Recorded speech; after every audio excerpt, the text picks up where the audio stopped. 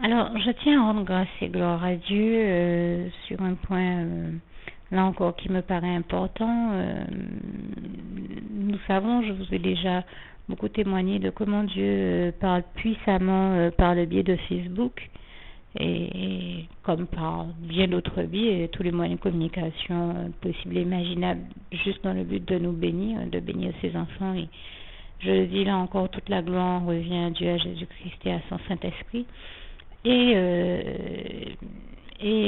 j'avais félicité il n'y a pas très longtemps une de nos sœurs en Christ qui nous vient du Canada et qui se prénomme Julie, du travail extraordinaire qu'elle a accompli de la part du Seigneur Jésus et que le Seigneur Jésus lui inspire par le biais de son Saint-Esprit et toute la gloire lui revient. Julie est vraiment en bénédiction à bon nombre d'entre nous sur Facebook parce que Dieu parle puissamment à travers elle et je la félicite encore ici et je rends grâce et gloire à Dieu. Je demande vraiment au Seigneur de bénir abondamment, puissamment, richement Julie qui fait un travail vraiment extraordinaire et on voit que elle est puissamment employée par Dieu pour nous bénir par les messages de paix, d'amour, de joie du Seigneur et ses enseignements et des messages très enrichissants. Et vraiment toute la gloire revient à Dieu, à Jésus-Christ et à son Saint-Esprit. Et Dieu a mis au cœur de Julie, je crois que c'était hier ou avant-hier, d'afficher un petit panneau où on voit un chat, un panneau qui est dans les tons marron doré, où on voit un chat avec une souris dans la gueule et d'autres souris qui sont là à prendre des photos de la souris qui est dans la gueule de ce chat. Et Julie a dit qu'elle a écrit un texte qui en substance revient à dire, parce que je ne saurais pas vous citer textuellement ce qui est écrit. Julie, donc, il a mis un commentaire au niveau du texte qui disait lorsque vous voyez l'ennemi attaquer l'un des vôtres, enfin quelqu'un d'autre et à plus forte raison l'un des nôtres, à plus forte raison quand il s'agit d'un frère ou d'une sœur en Christ, voilà, lorsque nous voyons l'ennemi agir ainsi, attaquer les autres, il s'agit de contre-attaquer nous par le biais de la prière. Alors moi je trouve qu'il y a c'est une vérité, et que c'est une vérité sur laquelle peut-être beaucoup de personnes ont besoin d'être enseignées. Je le dis pourquoi. Eh bien, il n'y a pas très longtemps encore, justement, j'ai vécu une situation qui démontre l'importance de retenir cet enseignement que le Seigneur nous donne par la voix de son Saint-Esprit et par le biais de Julie, et toute la gloire revient à Dieu, à Jésus, à son Saint-Esprit, qui est de ne pas nous laisser aller à rire du malheur d'autrui, de ne pas nous laisser aller à rire du malheur et des attaques que provoque l'ennemi dans la vie de nos frères et sœurs en Christ et même de tout autre être humain, parce qu'il faut comprendre que l'ennemi, le diable, l'ennemi de Dieu et qui est aussi notre ennemi, est l'ennemi de toute l'humanité. Il déteste l'être humain parce qu'il sait que l'être humain est la création de Dieu, que Dieu aime sa création, Dieu nous aime et donne amour éternel comme il est écrit en Jérémie 31 verset 3, et que Dieu et donc il cherche à détruire frénétiquement l'humanité. Et je vous le dis, aucun être humain face à cette réalité-là n'en est comment vous dire ça, nous sommes tous dans le même bateau face à l'ennemi. Je crois que beaucoup ne se rendent pas compte que se retrouver face à l'ennemi, ce n'est évident pour personne. Donc nous devrions avoir le réflexe, en effet, comme le disait Julie, puisque l'ennemi attaque l'humanité frénétiquement dans le but de la détruire, quand on le voit attaquer quelqu'un sous nos yeux, avoir le réflexe, nous, de contre-attaquer par la prière et surtout tout faire aussi pour soutenir la personne qui a été victime d'une attaque de l'ennemi et non pas la juger et encore moins rigoler d'elle. Je le dis parce que j'ai déjà vu des chrétiens qui ont la bêtise de ne pas, c'est malheureux à dire, des personnes qui ont la bêtise de ne pas se rendre compte que c'est le diable qui attaque un de leurs frères ou de leurs sœurs en Christ ou de leurs proches sous leurs yeux et qui se retrouvent à rire avec le diable du mal qu'il a fait à autrui. Mais quand ces mêmes personnes se retrouvent dans une situation où elles se font attaquer par le diable, eh bien, ce n'est certainement pas évident pour elles-mêmes et je pense que la dernière des choses qu'elles voudraient avoir à vivre, c'est de voir quelqu'un qu'elles aiment être en train, au lieu de prendre leur défense ou sa défense, de rigoler ouvertement avec le diable du mal que le diable lui fait subir. Donc je crois que personne n'a envie de vivre ce type de réalité-là. Soyons vigilants dans ce que nous faisons et ne laissons pas le diable nous amener à rire de nos frères et sœurs en Christ et du mal qu'il leur fait, parce que nous-mêmes, quand nous subissons les attaques du diable, nous n'avons certainement pas envie de rire et pas envie non plus de voir ceux que nous aimons ou les autres rigoler du malheur que le diable nous inflige. Donc ce n'est rigolo pour personne et je trouve que là il n'y a aucune raison de rire, aucun sujet à rire dans ces choses, parce que personne n'aime à se retrouver dans ces situations et le Seigneur là aussi nous apprend à ne pas faire aux autres ce que nous n'aimerions pas qu'ils nous fassent. À savoir ne pas nous moquer de notre prochain. Dieu n'aime pas les moqueurs. L'un des passages qui nous le démontre bien, c'est le psaume 1, verset 1 à 6. Dieu n'aime pas les moqueurs. Dieu n'aime pas que l'on se moque. La moquerie n'est pas de Dieu et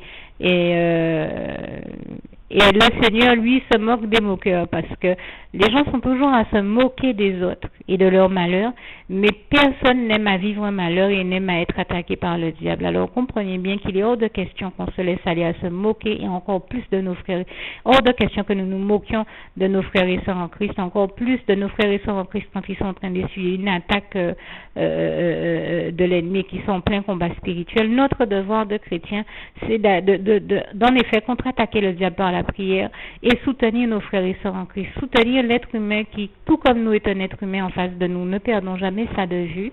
Et je le dis parce qu'il n'y a pas longtemps, j'ai vécu des situations vraiment en rapport avec cette question, plusieurs situations, dont une dont je voudrais témoigner simplement là encore pour rendre grâce et gloire à Dieu. Nous étions dans un contexte de formation l'une des élèves qui était là s'est fait dérober l'une de ses affaires. Quel autre recours avait-elle, et nous pouvons la comprendre, que d'aller en référer au formateur. Elle n'en avait pas d'autre, donc elle est allée voir le formateur, plus précisément l'un des formateurs qui en l'occurrence est une formatrice, à un moment où tout le monde était réuni, la formatrice a choisi d'en parler devant tout le monde. Bien sûr,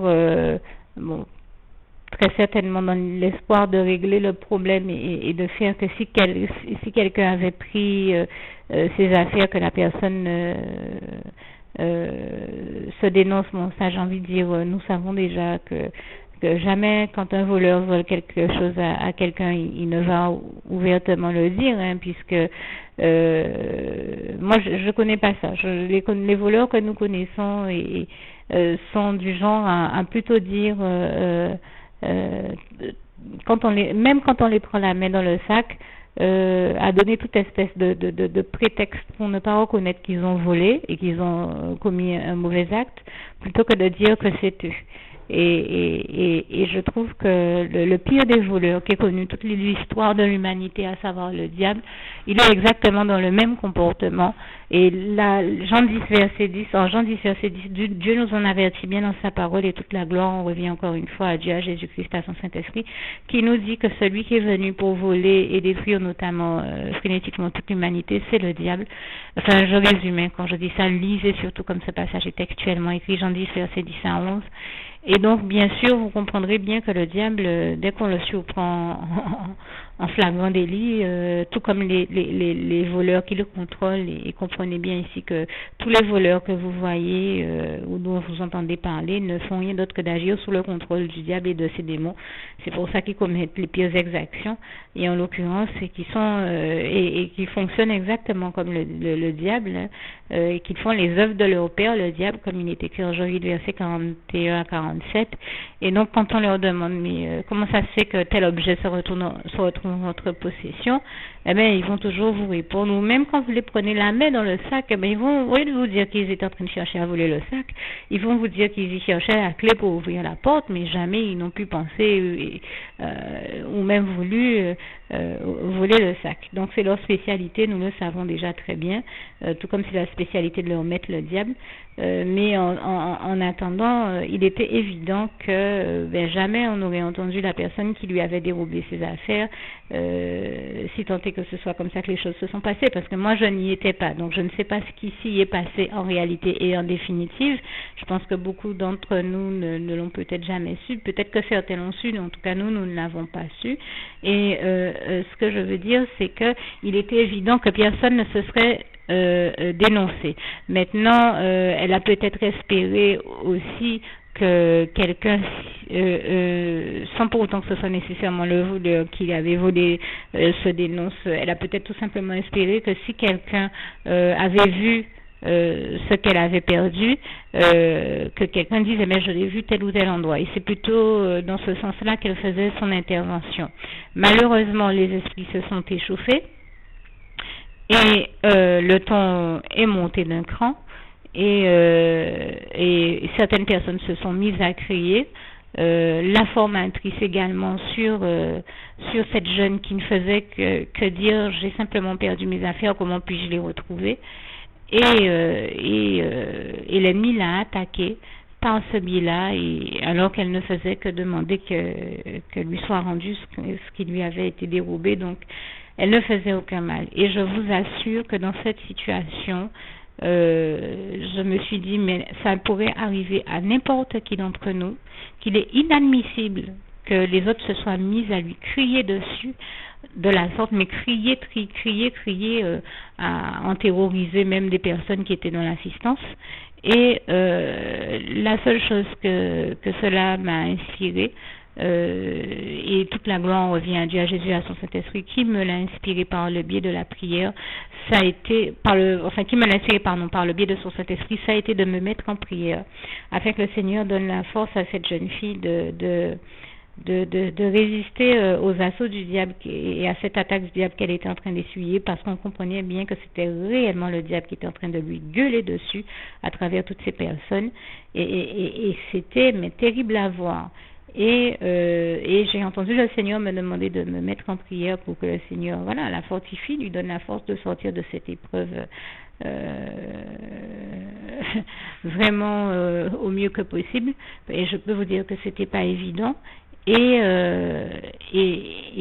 je rends grâce et gloire à Dieu. Vraiment, toute la gloire revient à Dieu, à Jésus-Christ et à son Saint-Esprit, parce que nous avons contre-attaqué en prière, nous nous sommes mis en prière afin que vraiment elle en ressorte le plus, qu'elle ressorte de cette épreuve, on va dire au mieux, et donc indemne. Et je rends grâce et gloire à Dieu parce que le lendemain matin, eh bien, certains élèves sont venus discuter avec moi et m'ont dit, j'ai eu des témoignages, en tout cas j'en ai eu au moins un, de quelqu'un d'autre qui, tout comme moi, m'a dit avoir entendu le Seigneur Jésus, qui lui a demandé de se mettre en prière là aussi, tout comme moi, afin que cette jeune fille ressorte indemne de cette épreuve.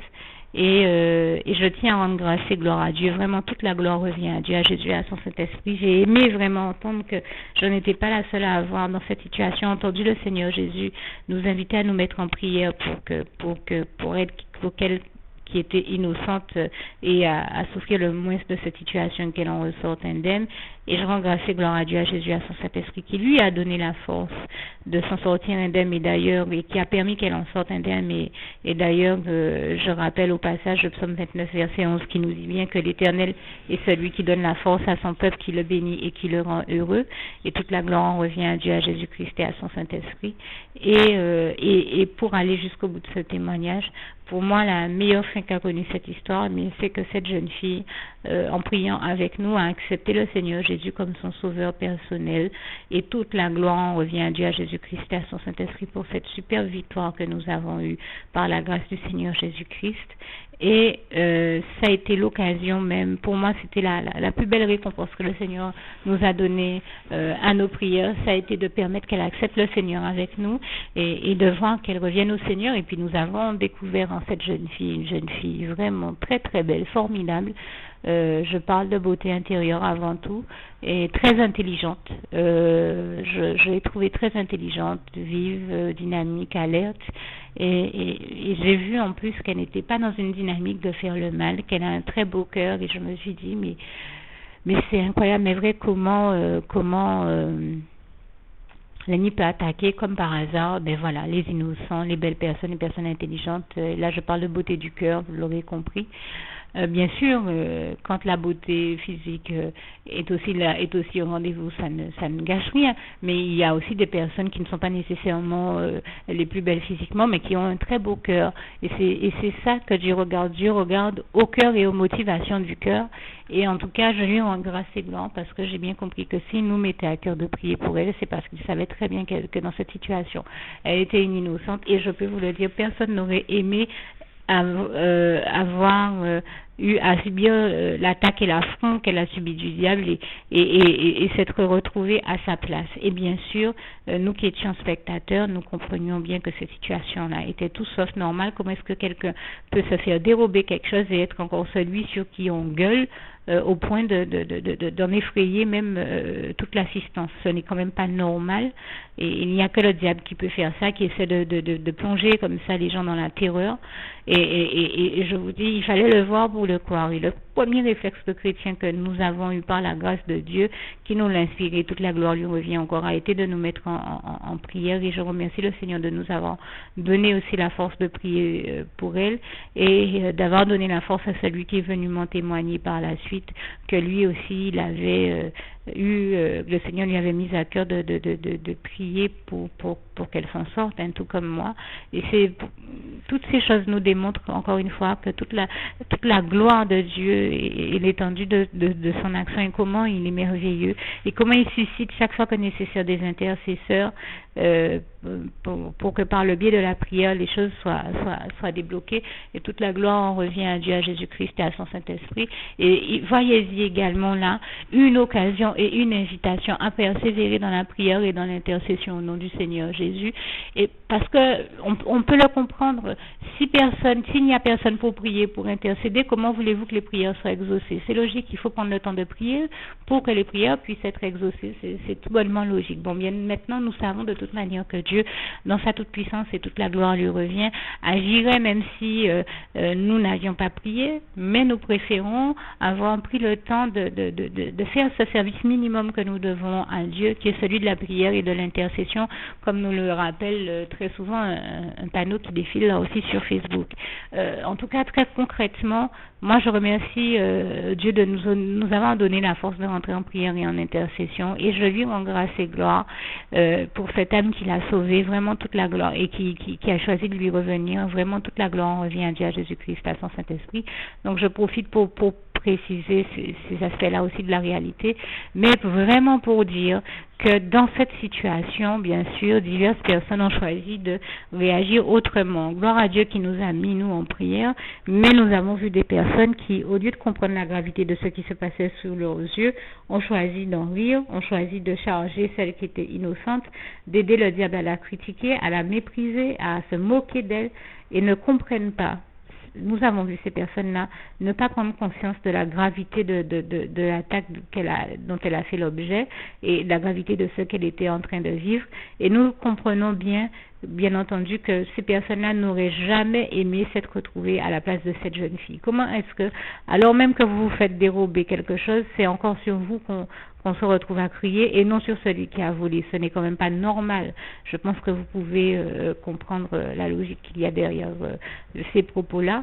Et moi, je sais que tous ceux qui se sont moqués d'elle, au lieu de la soutenir, sont dans quelque chose où ils ne comprennent pas, où ils trouvent marrant de rigoler, de se moquer de quelqu'un qui est dans la souffrance et qui subit de telles attaques du diable et de tels affronts, mais eux-mêmes n'auraient peut-être même pas supporté ou survécu à ce type d'attaque. Donc je le dis là encore, il n'y a vraiment aucun sujet qui nous amène à se moquer, aucun sujet qui vaille la peine de se moquer des autres comme ça. Et c'est d'ailleurs pourquoi Dieu ne supporte pas les moqueurs, et ni les pervers, parce qu'en quelque part c'est pervers de se moquer des autres quand ils sont en train de vivre des situations que peut-être soi-même on ne supporterait pas de vivre ou auxquelles on ne survivrait pas. Et donc il y a un passage très éloquent sur ce que Dieu fait avec les perverses, pense et fait des perverses. Eh bien, c'est le passage du psaume 18, alors que je vous invite à lire dans son entièreté si vous le pouvez, notamment les versets 17 à 18 et jusqu'au verset 47 à 51. Mais vous avez un passage clé que j'aime beaucoup dans ce psaume et qui nous révèle vraiment la pensée de Dieu et sa manière d'agir envers les pervers. C'est les versets 26 à 28. Avec celui qui se montre pur, Seigneur, tu agis avec pureté. Mais avec celui qui agit avec perversité, eh bien, tu lui renvoies sa perversité, c'est ma manière de le dire. Et là, je dis gloire à Dieu, gloire à l'Éternel, notre merveilleux Dieu d'amour, qui est un Dieu juste, le seul véritable juste juge, qui soit le bon juge, le seul qui peut rendre des jugements qui soient les bons, qui soient vrais et qui soient équitables, c'est Dieu. Et toute la gloire lui en revient, comme il est écrit dans le psaume 7, verset 9 à 18 que vous pouvez lire. Et aussi, je pense donc à ce passage d'Ésaïe 30, verset 18 qui dit car l'Éternel est un Dieu juste, heureux tous ceux qui espèrent en lui, et je rends grâce et gloire à l'Éternel, notre merveilleux Dieu d'amour et de justice, qui rend toujours justice et qui fait toujours justice. Donc je me dis, mais dans ces situations-là, comment certains peuvent avoir la bêtise de suivre le diable dans la profondeur de sa bêtise justement, et de se laisser abrutir et abêtir par lui, en se laissant aller à se moquer des autres et sans se rendre compte qu'en fait, il donne accès au diable en se moquant des autres, en rigolant des autres comme ça. Le diable est simplement en train de rire d'eux, et d'eux-mêmes et de ceux dont ils sont en train de rire, puisqu'il se dit, il rit à travers eux de ses mauvaises œuvres. Et ces personnes-là ne se rendent pas compte du mal qu'elles font par ce biais-là, en se moquant aux autres, à ceux qui sont en face d'eux, et aussi de toute manière, c'est à soi-même, puisque soi-même, on n'aimerait pas avoir à vivre ces situations-là. On ne peut pas se moquer des autres quand ils les vivent. Je trouve ça vraiment... je trouve que c'est une démarche qui est empreinte de bêtise, et nous savons que toute bêtise, toute connerie provient du diable, qui dans la profondeur et l'immensité immesurable de sa bêtise, de sa connerie profonde, ne sait faire que proclamer des inepties et amener les gens à en faire, ne sait rien faire de bon. Et comme je disais tout à l'heure, il en tient une couche de bêtises et de bêtises profondes. Je peux vous dire, ça fait corps avec lui comme de la crasse. C'est incroyable mais vrai. Il est une crasse de laquelle on voit bien, il ne peut se dépêtrer. C'est totalement dégueulasse. Je le disais, le diable plus la connerie, plus la bêtise profonde même, une couche de laquelle il ne sort pas même, et le péché. Donc ne le suivez surtout pas, ne vous laissez pas aller à tomber dans l'écueil de suivre le diable et dans ses pièges, de suivre le diable dans ses mauvaises voies et dans ses œuvres destructrices contre l'humanité, parce qu'aucun d'entre nous n'aimerait avoir à subir le type d'affront, d'attaque qui essuie les êtres humains, et en particulier les chrétiens, quand l'ennemi se met à faire ses conneries justement. Alors il est vraiment l'auteur de toute connerie. Dieu nous a créés plus intelligents que lui. Ne tombons pas dans l'écueil de le suivre dans ses mauvaises voies, comme je le disais, et suivez plutôt le Seigneur Jésus. Dites toujours non au diable et toujours oui à Dieu, à Jésus-Christ et à son Saint-Esprit, puisque nous savons que par opposition au comportement du diable, qui est toujours en train d'appeler les gens à faire les pires choses, dont entre autres la moquerie et à faire des appels à la violence, Jésus-Christ est le prince de paix, comme il est écrit en Ésaïe 9, verset 6, et que Jésus seulement, Dieu Jésus et son Saint-Esprit seul peuvent inspirer et appeler à faire les bonnes choses et à rester dans la paix, l'amour, la lumière, la justice et la joie et toutes les bonnes valeurs que nous connaissons de la vie. Là où le diable, là où Dieu appelle à la justice, le diable appelle à l'injustice. Là où Jésus appelle, là où le diable appelle à la violence, Jésus appelle à la paix. Donc restons dans toutes les bonnes et belles choses et notions que nous apprenons et valeurs que nous apprenons de Dieu, de Jésus, de son Saint-Esprit, et toute la gloire lui revient. Et continuons à suivre Jésus-Christ comme il nous invite à le faire en Jean 8, verset 12. Et ne nous laissons surtout pas aller à nous abaisser à suivre le diable dans ses mauvaises voies au nom puissant du Seigneur Jésus. Et je terminerai avec ces deux passages, Romains 12, verset 21, qui dit en clair, ne te laisse pas aller au mal, mais surmonte plutôt le mal par le bien, et toute la gloire revient à Dieu qui nous en donne la force. Et il s'agit de le prier si on voit qu'on a plus cette force, de lui demander de nous en donner la force, et la force de ne succomber à aucune tentation, à ne tomber dans aucun des pièges que l'ennemi nous tend, et à ne pas nous abaisser à son degré de bassesse qui est en dessous de tout ce qu'on pourrait imaginer, qui est encore en dessous du